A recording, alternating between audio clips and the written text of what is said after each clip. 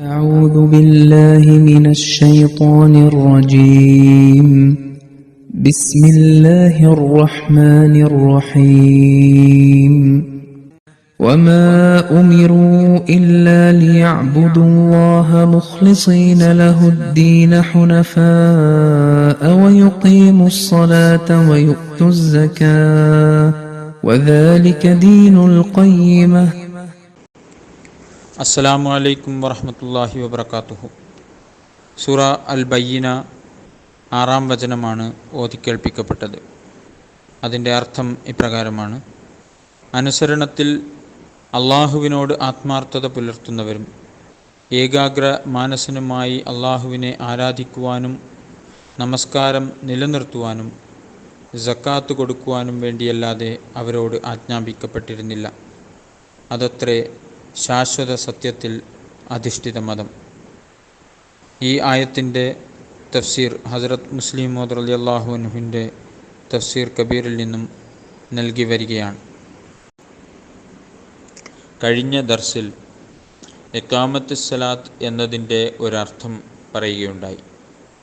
അതായത് മറ്റുള്ളവരെ കൂടി നിസ്കാരക്കാർ ആക്കുന്നതിനുള്ള പരിശ്രമം നടത്തിക്കൊണ്ട് നിസ്കാരത്തെ ലോകത്ത് ഒരു സമ്പ്രദായമാക്കി മാറ്റുക എന്നതാണത്.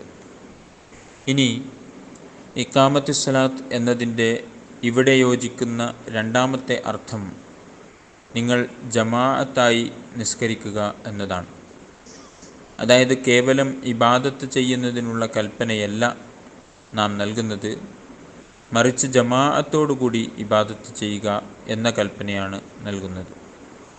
ഇതിന് കാരണം ഇസ്ലാം ഒരു വ്യക്തിഗത മതമല്ല, മറിച്ച് സാമൂഹിക മതമാണ് എന്നതാണ്.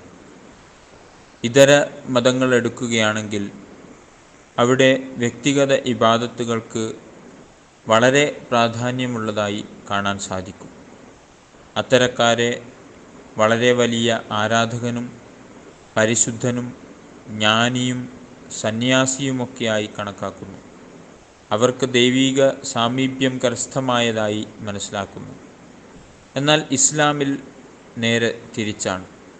ഒരു വ്യക്തി ജമാഅത്തോടുകൂടി നമസ്കാരം നിർവഹിക്കുന്നില്ലെങ്കിൽ അയാൾ എത്ര തന്നെ ഏകാന്തതയിൽ ഇബാദത്ത് ചെയ്തു എന്ന് പറഞ്ഞാലും ഒരിക്കലും അയാളെ നല്ലവനായോ ദൈവസാമീപ്യം കരസ്ഥമാക്കിയ ആളായോ ഗണിക്കുകയില്ല.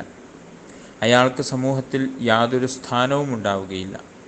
മറ്റു മതങ്ങളിൽ ഇതിന് വലിയ പ്രാധാന്യമുണ്ടെങ്കിലും ഇസ്ലാം അത് അംഗീകരിക്കുന്നില്ല.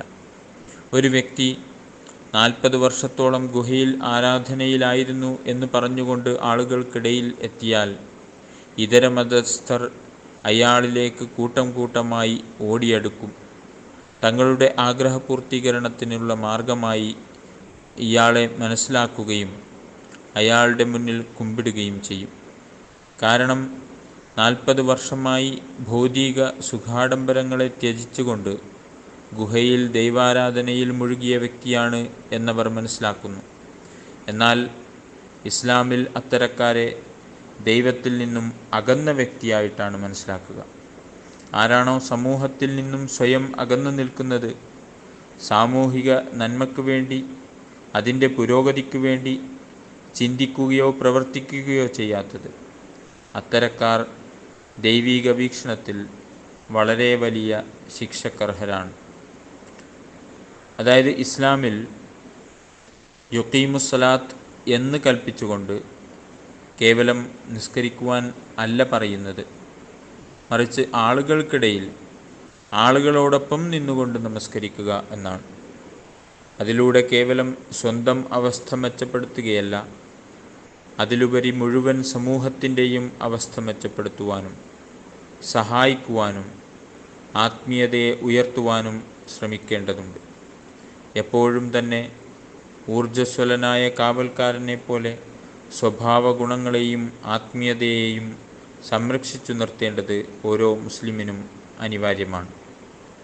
ഈ ആയത്തിൽ യുഖീമുസ്സലാത്ത് എന്നതോടൊപ്പം അള്ളാഹു നൽകുന്ന മറ്റൊരു കൽപ്പനയാണ് വയുത്തു സക്കാത്ത്. വിശുദ്ധ ഖുർആനിൽ സക്കാത്ത് നൽകുന്നതിനെക്കുറിച്ച് പരാമർശിക്കപ്പെട്ടിടത്തെല്ലാം നിസ്കാരത്തെ നിലനിർത്തുക എന്നത് പറഞ്ഞതിന് ശേഷമാണ് ഇതിനെക്കുറിച്ച് സൂചിപ്പിച്ചിട്ടുള്ളത്. ഇതിൽ വളരെ സൂക്ഷ്മമായ ഒരു സംഗതി അടങ്ങിയിരിക്കുന്നു. ഏതുവരെ ഒരു വ്യക്തിക്ക് തൻ്റെ സമൂഹത്തിൻ്റെ മോശം അവസ്ഥകളെ സംബന്ധിച്ച് അറിയുന്നില്ലയോ അതുവരേക്കും അയാൾക്ക് ആ സമൂഹത്തിനായി യാതൊരു സേവനവും ചെയ്യാൻ സാധിക്കുകയില്ല.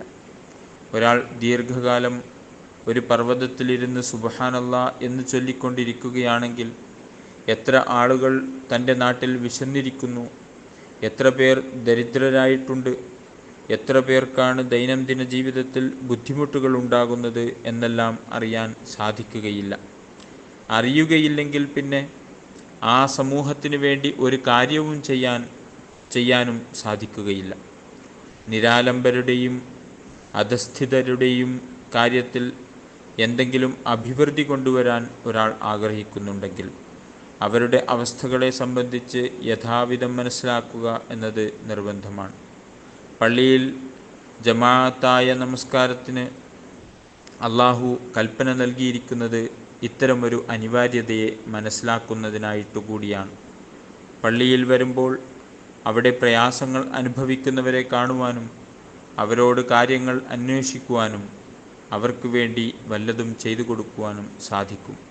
ചുരുക്കത്തിൽ സക്കാത്ത് നൽകുക എന്ന കൽപ്പന ജമാഅത്തായി നമസ്കരിക്കുക എന്ന കൽപ്പനയുമായി ബന്ധപ്പെട്ട് നിൽക്കുന്നു. ഇസ്ലാം 5 നേരം ജമാഅത്തായി നിസ്കരിക്കുവാൻ കൽപ്പന നൽകുന്നു. ഇതെത്രമാത്രം ഉന്നതമായ വീക്ഷണമുള്ള ഒരു കൽപ്പനയാണെന്നാൽ മുസ്ലിങ്ങൾ ഇത് പ്രാവർത്തികമാക്കുകയാണെങ്കിൽ തൻ്റെ സമൂഹത്തിൻ്റെ അവസ്ഥയെ സംബന്ധിച്ച് മനസ്സിലാക്കുവാൻ അവർക്ക് നിഷ്പ്രയാസം സാധിക്കും. വആഖിറു ദഅവാന അനിൽ ഹംദുലില്ലാഹി റബ്ബിൽ ആലമീൻ.